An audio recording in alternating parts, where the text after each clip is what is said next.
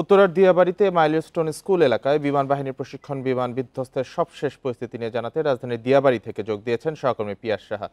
পিয়াস, দুর্ঘটনার পরই fire service, পরে সশস্ত্র বাহিনী, বিজিবি উদ্ধার তৎপরতা চালাচ্ছিলেন। এখন উদ্ধার কাজ কোন পর্যায়ে আছে? কি জানা গেছে যে হতাহত বা নিখোঁজ আরো কেউ থাকতে পারে নাকি? কি সর্বশেষ তথ্য পাওয়া যাচ্ছে জানাবেন আমাদের।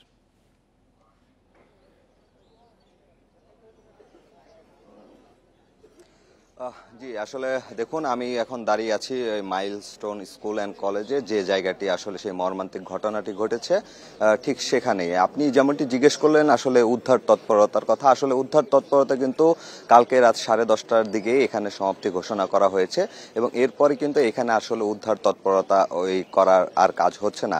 আমি এখন আপনার বর্তমান পরিস্থিতি যদি জানাই বা দেখানোর চেষ্টা করি তাহলে অবশ্যই সেটা দেখতে পারবেন ক্যামেরার চোখে। যে সকালে আসার পর আমি এখানে দেখেছি যে মাইলস্টোন কলেজের যে শিক্ষার্থীরা রয়েছে তারা কিন্তু সকাল থেকেই এখানে অবস্থান করছে এবং এমনও অভিভাবক দেখা গেছে, যেটা আমি স্বচক্ষে দেখেছি সকালে এসে, তারা কিন্তু এই ঘটনাস্থলে এসেছে সরাসরি এবং 2 থেকে 3 জনের সাথে আমি কথা বলেছি, তারা এখনো তাদের সন্তানকে খুঁজে পায়নি। তারা এই আশা নিয়ে এখানে এসেছে যে হয়তোবা তারা এখানে এসে কিছু একটা জানতে পারবে এবং যে অবস্থাটাই দেখতে পাচ্ছেন আপনি ক্যামেরার চোখে, এই রুমটার ভিতরেও কিন্তু গার্জেনরা তাদের সন্তানের খোঁজে কিন্তু ঢুকে পড়েছে।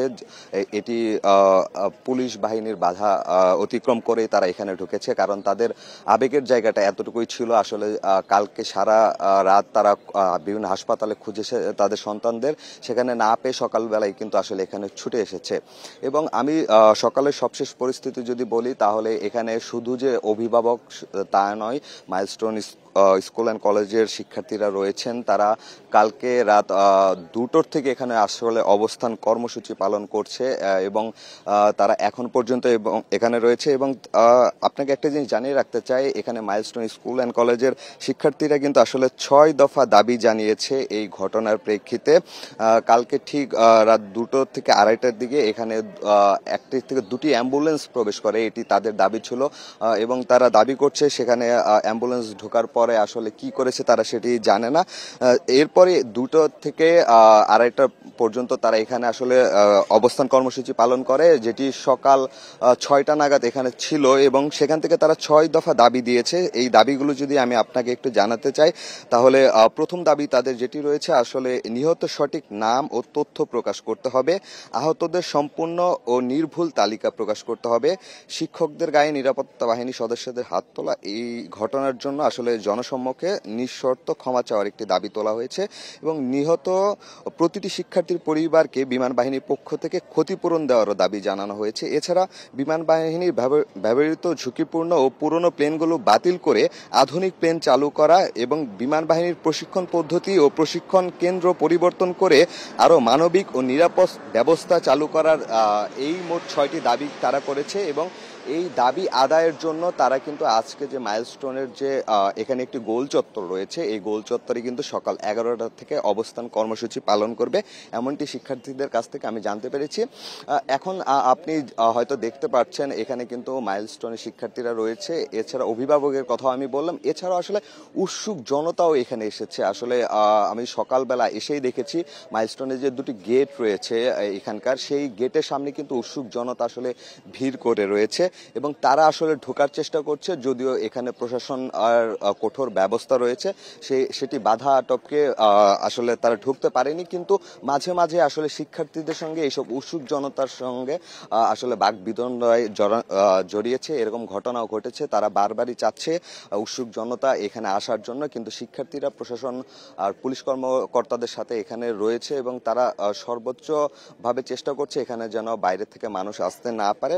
তো সবকিছু মিলিয়ে সকালে আসলে উদ্ধার কার্যক্রমের ব্যাপারটা চোখে পড়েনি। আসলে উদ্ধার কার্যক্রম শুরুতে যেমনটি বললাম কালকে রাত 10:30টার দিকে আসলে শেষ ঘোষণা করা হয়েছে এখানে, তারপরে আর উদ্ধার কার্যক্রম করা হয়নি। এখানে আসলে এখন যে বিষয়টি হয়েছে, একটি গুমট পরিবেশ তৈরি হয়ে রয়েছে। আসলে এখানে ভেতরে আসলে কাউকে যেতে দেওয়া হচ্ছে না। পুরো জায়গাটা আমি যদি বলি তাহলে আইন শৃঙ্খলা বাহিনী একটি রেস্ট্রিকশন ভাবে রেখেছে এবং সকালবেলা থেকে অভিভাবকরা আসছে এবং এখনো আমি যখন কথা বলছিলাম তখনও আসলে দেখা গেল যে দুইজন অভিভাবক আসছে এবং তাদেরও আসলে একই দাবি। তারা আসলে কালকে থেকে তাদের সন্তানদের খুঁজছে। একজন শিশুকন্যা ছিল, মেয়ে কন্যা শিশু ছিল, আরেকজন ছেলে, তার ছেলেকে পাচ্ছে না এমন দাবি তার ছিল এবং তারা আশা নিয়ে এসেছে এখানে যে হয়তোবা এখান থেকে তারা কোনো খোঁজ খবর পাবে। তারা এখানে এসে কিন্তু আসলে প্রশাসন যে পুলিশ কর্মকর্তা রয়েছে তাদের বাধা পার করে কিন্তু আসলে ভিতরের এই জায়গায় গিয়ে নিজেরা আসলে খুঁজেছে এবং সেখানে থেকে তাদের পরবর্তীতে বের করে আনা হয়েছে। আসলে সবকিছু মিলে মাইলস্টোন এই স্কুল অ্যান্ড কলেজের এই ঘটনাটি কতটুকু মর্মান্তিক সেটি তো এখন পর্যন্ত সবাই জেনেই গেছে, কিন্তু আসলে এই ঘটনা যেন পুনরাবৃত্তি না হয় এখানে এমন দাবিও তোলা হচ্ছে, যে কারণে 6 দফা দাবি এই স্কুলের যে শিক্ষার্থীরা রয়েছে তারা দিয়েছে এবং তারা সকাল 11টায় এখানে এই দাবি আদায়ে আন্দোলন করবে এবং তারা বলছে যে এই দাবিগুলো আদায় না হওয়া পর্যন্ত কিন্তু তারা আসলে এখানে অবস্থান কর্মসূচি পালন করে যাবে এবং কালকে রাত থেকেই আসলে রাত 2-2:30 থেকেই তারা এখানে অবস্থান করছে এবং এখন পর্যন্ত কিন্তু তারা এখানেই অবস্থান করছে এবং তারা বলছে যে পর্যন্ত তাদের দাবি আদায় না হবে তারা কিন্তু আসলে এই অবস্থান কর্মসূচিও চালিয়ে যাবে এবং এখানে সর্বোচ্চ নিরাপত্তা নিশ্চিত, পুলিশকে সহায়তা করার সব ধরনের চেষ্টায় তারা করবে, কারণ বাইরে দু গেটেই মাইলস্টোন কলেজের যে দুটো গেট রয়েছে সে দুটো গেটেই আসলে উৎসুক জনতার ভিড় আসলে চোখে পড়ার মতো। তো এই ছিল আমার কাছে এখান থেকে সবশেষ খবর। বিমান বিধ্বস্তের একদম ঘটনাস্থল থেকে সর্বশেষ পরিস্থিতি জানাচ্ছিলেন সহকর্মী পিয়াস সাহা। উত্তরায় বিমান বিধ্বস্তের ঘটনায় হিমশিম অবস্থা জাতীয় বার্ন ও প্লাস্টিক সার্জারি ইনস্টিটিউটের। ওয়ার্ডের পাশাপাশি বিভিন্ন কক্ষেও চলছে চিকিৎসা। দুর্ঘটনার পরে বার্ন ইনস্টিটিউটের সামনে সড়কে অ্যাম্বুলেন্সের লাইন লেগে যায়। একে একে নিয়ে আসা হয় দগ্ধদের। আহতদের কান্না আর স্বজনদের আহাজারি ভারী করে তোলে হাসপাতালের পরিবেশ। সোমবার বিকেল জাতীয় বার্ন ইনস্টিটিউটের গেটে দাঁড়ানোই দায়। একের পর এক আসছে অ্যাম্বুলেন্স, তাতে এক কিংবা একাধিক আহত। তাদের হাসপাতালে ঢোকাতে হুমড়ি খেয়ে পড়ছেন কর্মীরা। স্বজনদের আহাজারিতে ভারী হয়ে উঠেছে হাসপাতালের পরিবেশ। ঘটনার আকস্মিকতায় কেউ বা একেবারেই নীরব, নিস্তব্ধ।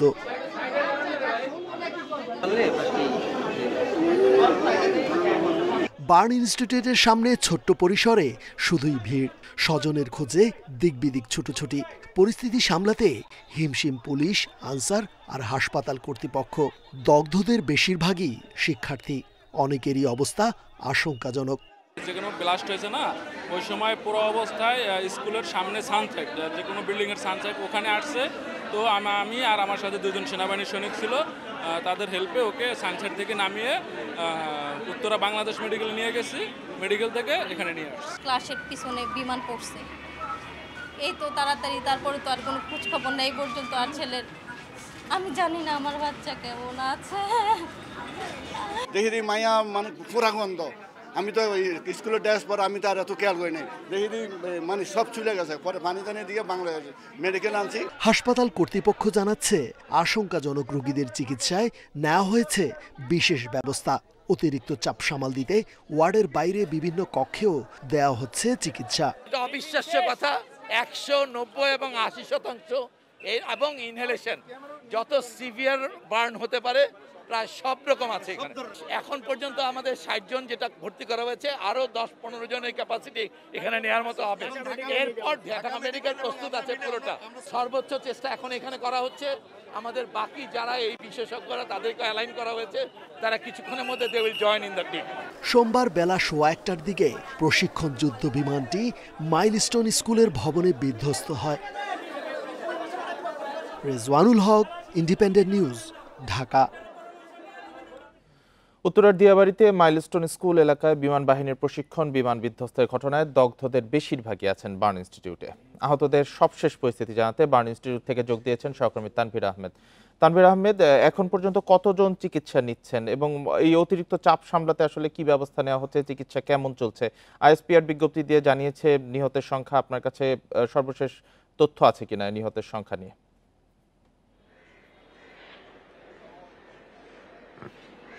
জি, এই মুহূর্তে আমি রয়েছি বার্ন ইউনিটের সামনে এবং এখানে আসলে অনেক সেনাবাহিনী এবং পুলিশ কিন্তু নিরাপত্তার স্বার্থে মোতায়েন করা হয়েছে, কারণ গতকাল থেকে আমরা যেমনটি দেখেছি যে বার্ন ইউনিটের আশপাশে কিন্তু প্রচুর উৎসুক জনতার ভিড় লক্ষ্য করা গেছে এবং এই ভিড় সামাল দেয়া কিন্তু হাসপাতালের যারা সাধারণ নিরাপত্তা কর্মী ছিল তারা হিমশিম খাচ্ছিল। পাশাপাশি হাসপাতালে যে অ্যাম্বুলেন্স রোগী নিয়ে যে অ্যাম্বুলেন্সগুলো আসছিল সেগুলো ঢুকতে সমস্যা হচ্ছিল এবং হাসপাতালের সব মিলিয়ে যে স্বাভাবিক চিকিৎসা পরিস্থিতি সেই পরিস্থিতি কিন্তু আসলে বিঘ্ন ঘটেছে। এখন এই মুহূর্তে আসলে হাসপাতালের সামনে প্রচুর সেনাবাহিনী মোতায়েন রয়েছে, পাশাপাশি হাসপাতালের যে পার্কিং জোন এবং হাসপাতালের বাইরের কয়েকটি সাইডেও কিন্তু সেনাবাহিনী এবং পুলিশ সদস্যরা মোতায়েন রয়েছে এবং তাদের কাছে আমরা যেটি জানতে চেয়েছি যে তাদের এখানে অবস্থানের কারণ, এবং তারা যেটি বলেছেন যে এখানে গতকাল রাত থেকে যে উৎসুক জনতা এবং এই জনতাদের যে ভিড় সেই ভিড় সামাল দেওয়ার জন্য আসলে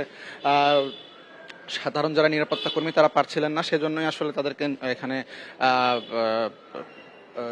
এখানে আসলে দাঁড় করানো হয়। এবং আরেকটি বিষয় যেটি আপনি জানতে চেয়েছেন যে মোট নিহতের সংখ্যা এবং পাশাপাশি আহত যারা রয়েছেন তাদের চিকিৎসার সংখ্যা, আমরা যেটি জানতে পেরেছি যে বার্ন ইউনিটে এখন পর্যন্ত 9 জন শিক্ষার্থী মারা গেছেন এবং সব মিলিয়ে এখন পর্যন্ত কিন্তু মানে গতকাল থেকে আমরা যেটি জানতে পেরেছি যে 42 জন শিক্ষার্থী কিন্তু এখানে ভর্তি রয়েছেন এবং এদের মধ্যে কিন্তু 9 জন ইতোমধ্যেই মারা গেছেন এবং বাকি আরো 17 থেকে 18 জনের অবস্থা কিন্তু অত্যন্ত আশঙ্কাজনক। তাদের শরীরের কিন্তু 50 থেকে 70 ভাগ অংশ কিন্তু পুড়ে গিয়েছে এবং তাদের অবস্থা এখন পর্যন্ত স্বাভাবিক নয় এবং তাদের অবস্থা স্বাভাবিক করতে চিকিৎসকরা আসলে আপ্রাণ চেষ্টা করে যাচ্ছেন। এই বিষয়ে আমরা এখন পর্যন্ত জানতে পেরেছি। আরেকটি বিষয়, তথ্য প্রযুক্তি মন্ত্রণালয়ের বিশেষ সহকারী ফয়েজ আহমেদ তৈয়ব যেটি জানিয়েছেন যে বার্ন ইউনিটের যে নাম্বার ফোন নম্বর রয়েছে, হেল্পলাইন নম্বর, সেই নম্বরটি আসলে 999-এর আওতায় আনার একটি ঘোষণা তিনি দিয়েছেন। পাশাপাশি বার্ন ইউনিটের দেশের যতগুলো বার্ন ইউনিট রয়েছে সেই বার্ন ইউনিটগুলো কিন্তু একটি নম্বরের আওতায় আনার জন্য তারা চেষ্টা করছেন এবং এই সবগুলো নম্বর কিন্তু তারা আসলে টোল ফ্রি করার সিদ্ধান্ত নিয়েছেন সাময়িক সময়ের জন্য। পাশাপাশি তাদের পক্ষ থেকে সরকারের পক্ষ থেকে যেটি জানানো হয়েছে যে চিকিৎসার যে বিষয়গুলো সেই বিষয় আসলে কোনোভাবেই ছাড় দেওয়া হবে না এবং শতভাগ চেষ্টা করা হচ্ছে চিকিৎসার বিষয়গুলো নিয়ে এবং চিকিৎসা শতভাগ সুষ্ঠুভাবে করার জন্য তারা কিন্তু চেষ্টা করে যাচ্ছেন। আপনারা দেখতে পাচ্ছেন যে হাসপাতালের ভেতরে কিন্তু প্রচুর রোগীদের যে আত্মীয় স্বজন তারা রয়েছেন এবং তারা কিন্তু আসলে নির্ঘুম রাত পার করে এখনো অপেক্ষায় রয়েছেন তাদের যে পরিবারের সদস্য যে শিশুটি এখানে ভর্তি তাকে আসলে এক পলক দেখার জন্য কিংবা তার বিষয়ে কোনো ভালো সংবাদ শোনার জন্য তারা কিন্তু এখানে উপস্থিত রয়েছেন। আর আপনি যেমনটি জানতে চেয়েছিলেন যে উৎসুক জনতার কারণে আসলে হাসপাতালের বর্তমান পরিস্থিতি কি, আমি বলবো যে এখন আমরা এখানে সকালে ঠিক 6:30 নাগাদ এখানে এসে পৌঁছাই এবং এখানে কিন্তু তখন তেমন কোনো মানুষ ছিল না। এর মূল কারণ হচ্ছে হাসপাতালের দুই পাশে সেনাবাহিনী এবং পুলিশ মোতায়েন এবং এই আইন শৃঙ্খলা রক্ষা বাহিনীর যে সদস্যরা রয়েছে তাদের মোতায়েন করার ফলে কিন্তু এখানে আসলে তেমন কোনো জটলা নেই। আরেকটি বিষয়, আমরা এখানে হাসপাতাল কর্তৃপক্ষ এবং যারা হচ্ছে আইন শৃঙ্খলা বাহিনীর ঊর্ধ্বতন সদস্য রয়েছেন তাদের সঙ্গে আমরা কথা বলার চেষ্টা করেছি। তারা আসলে বলেছেন যে আমাদের মাধ্যমে জানাতে চেয়েছেন যে হাসপাতালে যেন কোনো উৎসুক জনতা এসে ভিড় না করে এবং এই বিষয়টি আসলে যারা এখানে ভর্তি যে শিশুগুলো রয়েছেন তাদের স্বার্থেই, শুধু বিনা কারণে এখানে কোনো উৎসুক জনতা এসে ভিড় করে হাসপাতালের যে স্বাভাবিক চিকিৎসা পরিস্থিতি সেই পরিস্থিতিতে যেন কোনো প্রকার বিঘ্ন না ঘটায় সেই বিষয়ে কিন্তু হাসপাতাল কর্তৃপক্ষ এবং আইন শৃঙ্খলা বাহিনী কিন্তু অনুরোধ করেছেন। আরেকটি বিষয়, গতকাল আমরা যেমনটি দেখেছি যে যে উত্তরা মাইলস্টোন স্কুল অ্যান্ড কলেজের সামনে যে মাঠ প্রাঙ্গণটি রয়েছে সেখানে কিন্তু প্রচুর উৎসুক জনতা ভিড় করেছে এবং কিছুক্ষণ আগে পিয়াস যেমনটি জানালেন যে এখনো কিন্তু সেখানে প্রচুর উৎসুক জনতা রয়েছে সেই দুর্ঘটনা স্থলের আশপাশে এবং আরেকটি বিষয় যেটি আমরা দেখতে পেয়েছি যে বিভিন্ন রাজনৈতিক নেতাকর্মীরা তারা কিন্তু তাদের বিভিন্ন প্রোটোকল মেনটেন করে তারা শত শত নেতাকর্মী নিয়ে কিন্তু দুর্ঘটনাস্থল এবং হাসপাতালগুলোতে ভিড় জমিয়েছেন এবং এই বিষয়ে কিন্তু যারা রোগীর আত্মীয় স্বজনরা রয়েছেন তারাও কিন্তু আসলে এই বিষয়টি নিয়ে অনেক বেশি ক্ষুব্ধ হয়েছেন এবং তারা যেমনটি অনুরোধ করেছেন যে বিনা কারণে সাধারণ মানুষ বা রাজনৈতিক নেতাকর্মী কেউ যেন হাসপাতাল বা তার আশপাশে যেন কোনো জটলার সৃষ্টি না করে। তানভীর, আপনি তথ্য সংগ্রহ করতে থাকুন। জাতীয় বার্ন ইনস্টিটিউটের সামনে থেকে জানাচ্ছিলেন সহকর্মী তানভীর আহমেদ।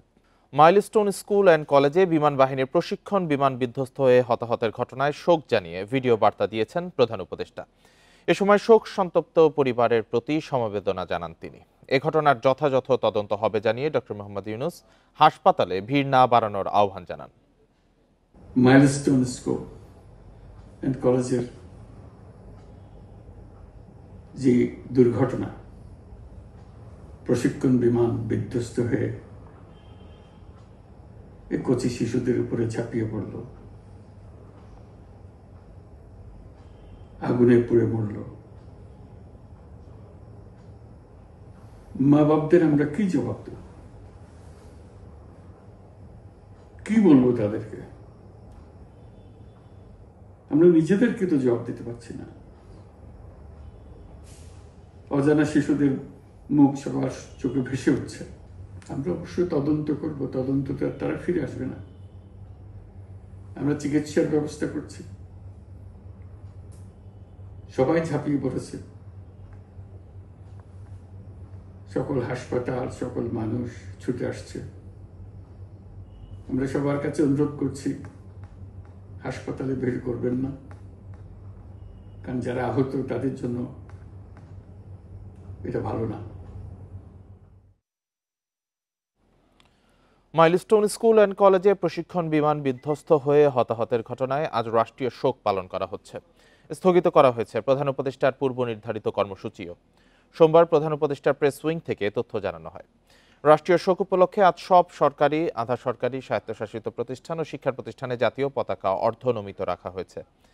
পাশাপাশি সব সরকারি, বেসরকারি ভবন ও বিদেশে বাংলাদেশ মিশনেও জাতীয় পতাকা অর্ধনমিত থাকবে। নিহত আহতদের জন্য সব ধর্মীয় উপাসনালয়ে বিশেষ প্রার্থনার আয়োজন করা হয়েছে।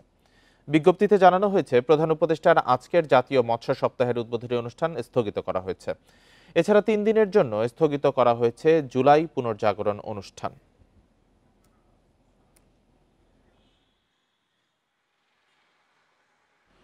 রাজধানীর উত্তরায় মাইলস্টোন স্কুল অ্যান্ড কলেজে প্রশিক্ষণ যুদ্ধবিমান বিধ্বস্ত হয়ে হতাহতের ঘটনায় আজকের এইচএসসি ও সমমানের পরীক্ষা স্থগিত করা হয়েছে।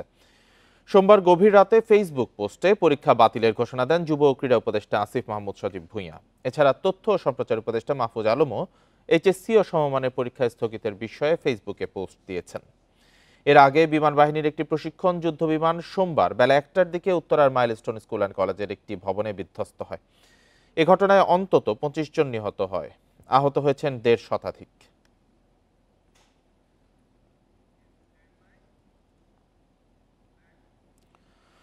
উত্তরায় মাইলস্টোন কলেজের ক্যাম্পাসে বিমান বাহিনীর প্রশিক্ষণ বিমান বিধ্বস্তের ঘটনায় শোক জানিয়েছেন বিএনপির ভারপ্রাপ্ত চেয়ারম্যান তারেক রহমান। একই সাথে ক্ষতিগ্রস্তদের পাশে দাঁড়াতে নেতাকর্মীদের নির্দেশ দিয়েছেন তিনি। সোমবার দুপুরে এক আলোচনা সভায় এ আহ্বান জানান তারেক রহমান। রাজধানীর ইঞ্জিনিয়ার্স ইনস্টিটিউশনে অভ্যুত্থানের শহীদ পরিবার ও নির্যাতনের শিকার পেশাজীবীদের সম্মাননার আয়োজন করে পেশাজীবী পরিষদ। লন্ডন থেকে ভার্চুয়ালি যুক্ত হয়ে উত্তরায় বিমান বিধ্বস্তের ঘটনায় শোক জানান তারেক রহমান। আহত ও ক্ষতিগ্রস্তদের পাশে দাঁড়াতে দলের নেতাকর্মীদের প্রতি আহ্বান জানান তিনি। তারেক রহমান বলেন, শিক্ষা প্রতিষ্ঠানে শিক্ষার্থীদের এমন মর্মান্তিক পরিস্থিতির মুখোমুখি হওয়া কোনোভাবেই কাম্য নয়। এই হৃদয় বিদারক ঘটনায় আহত মানসিকভাবে বিপর্যস্ত শিক্ষার্থীদের জন্য সমবেদনা জানান তারেক রহমান।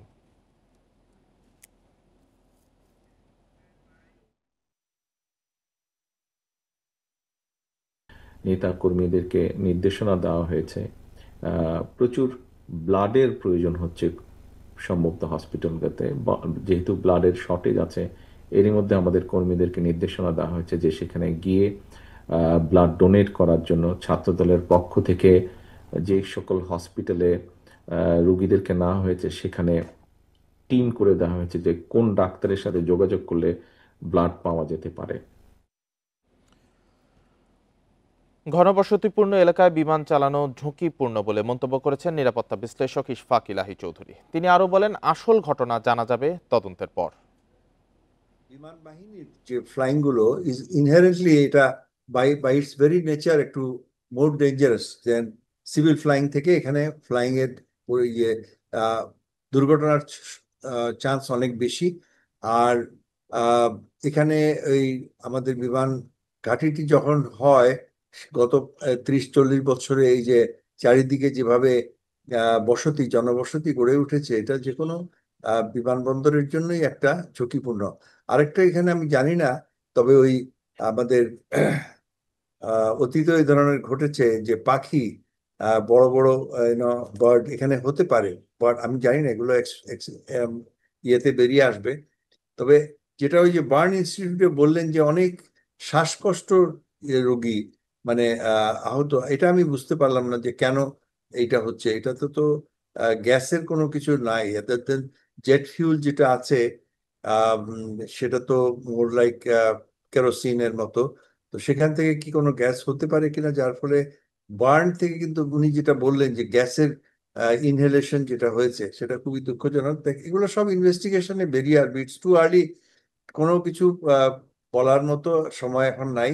তবে এই ধরনের অ্যাক্সিডেন্ট অতীতেও হয়েছে, ভবিষ্যতেও হতে পারে এবং পৃথিবীর সবখানেই হয়। এবং বিমান বাহিনীর আইডিয়ালি কিন্তু বিমান বাহিনীর ঘাঁটিটা একটা এক্সক্লুসিভ ঘাঁটি। দুর্ভাগ্যবশত বাংলাদেশে এই ধরনের আমাদের কোনো ঘাঁটি নেই। ঢাকা, যশোর, চট্টগ্রাম সবগুলোতেই কিন্তু এই বেসামরিক বিমান বাহিনীর সঙ্গেই বিমান বাহিনী ফ্লাই করছে, which is inherently makes things very difficult. তো আমাদের আইডিয়াল হতো যদি কম বসতিপূর্ণ জায়গায় বিমান বাহিনীর ঘাঁটি হতো এবং সেখানে কেবলমাত্র বিমান বাহিনীর ঘাঁটি অপারেট করতো, সেটা তো মোস্ট আইডিয়াল হতো। কিন্তু আমাদের এখানে আমরা সেটা করতে পারি নাই বা আমাদের সেই ধরনের সামর্থ্য নাই, যার ফলে এই ধরনের আমাদের অপারেট করতে হচ্ছে খুব ঘনবসতিপূর্ণ এবং রাজধানীর একদম একটা অভিজাত এলাকার মধ্যে। গত অর্থবছরের প্রথম 10 মাসে $2.39 বিলিয়ন মূলধনী যন্ত্রপাতি আমদানি হয়েছে। আগের বছরের এই সময়ের তুলনায় যা 35% কম। বাংলাদেশ ব্যাংকের প্রতিবেদনে তথ্য উঠে এসেছে। রাজনৈতিক অনিশ্চয়তা, ব্যাংক সহায়তা কম থাকাই কারণ বলছেন ব্যবসায়ীরা। এতে শিল্প উৎপাদন ও কর্মসংস্থানে নেতিবাচক প্রভাব পড়তে পারে বলে শঙ্কা অর্থনীতিবিদদের। রাজনৈতিক অনিশ্চয়তা, ব্যাংক সহায়তা কম পাওয়া সহ নানা কারণে নতুন বিনিয়োগ হচ্ছে না। এতে মূলধনী যন্ত্রপাতির আমদানিও কমেছে। 2022-23 অর্থবছরে মূলধনী যন্ত্রপাতির আমদানির পরিমাণ ছিল $4.89 বিলিয়ন, পরের বছর যা কমে দাঁড়ায় $4.84 বিলিয়ন। এদিকে সদ্যবিদায়ী অর্থবছরের প্রথম 10 মাসে মাত্র $2.39 বিলিয়ন যন্ত্রপাতির আমদানির তথ্য দিয়েছে বাংলাদেশ ব্যাংক, যা আগের অর্থবছরের তুলনায় প্রায় 35% কম। এখনো বিনিয়োগ বান্ধব পরিবেশটা সৃষ্টি হয় নাই, কারণ গত বছর আমাদের এই বিপ্লবের পরে আইন শৃঙ্খলা পরিস্থিতির বা ওভারঅল যে পলিটিক্যাল একটা স্টেবিলাইজেশন ছিল না, সেটা এখনো পুরোপুরি ফেরত আসে নাই। এবং আপনি জানেন যে বিনিয়োগ করতে গেলে আমরা আসলে একটু লং টার্ম কমিটমেন্ট চাই। তো সাধারণত ইন্ট্রিম গভর্নমেন্ট কোনো লং টার্ম কমিটমেন্ট দিতে পারে না, তারা আসলে অত বেশি জনসম্পৃক্ত থাকেন না। এদিকে মূলধনী যন্ত্রপাতির আমদানি কমে যাওয়ায় শিল্প উৎপাদন ও সরবরাহ বড় ধরনের ঝুঁকিতে পড়বে বলে আশঙ্কা অর্থনীতিবিদদের। তাই সবাইকে এক হয়ে কাজ করার আহ্বান তাদের। প্রতিষ্ঠানগুলোর সাথে তারা তাদের কাজগুলো করতে পারছেন কিনা, এইসব বিষয়গুলো কিন্তু গুরুত্বপূর্ণ হবে। সুতরাং স্থিতিশীল একটা রাজনৈতিক সরকার হয়তোবা নেসেসারি ফ্যাক্টর, কিন্তু সাফিসিয়েন্ট ফ্যাক্টর হলো যে অন্যান্য যে আনুষঙ্গিক সহায়তা বিদেশি বিনিয়োগকারীদেরকে দেয়া। যন্ত্রপাতি আমদানি কমা, তার কনসিকোয়েন্সটা কিন্তু বলে দেয় যে ফিউচারে যে ভবিষ্যতে আমরা যে প্রবৃদ্ধির কথা বলছি সেই প্রবৃদ্ধিটা আমরা অর্জন করতে নাও পারি, অর্থাৎ সেক্ষেত্রে একটা রিস্ক ফ্যাক্টর হিসাবে কাজ করছে। বিনিয়োগ কমে গেলে কর্মসংস্থানে প্রভাব ফেলার পাশাপাশি সামাজিক অস্থিরতা বাড়বে বলে শঙ্কা বিশ্লেষকদের। Amirul Islam, independent news, Dhaka. আর এই ছিল এখনকার সংবাদে। ইন্ডিপেন্ডেন্ট টেলিভিশনের সব খবর আরও বিস্তারিত জানতে চোখ রাখুন ফেসবুক, ইউটিউব, এক্সে। সাথে থাকার জন্য ধন্যবাদ সবাইকে।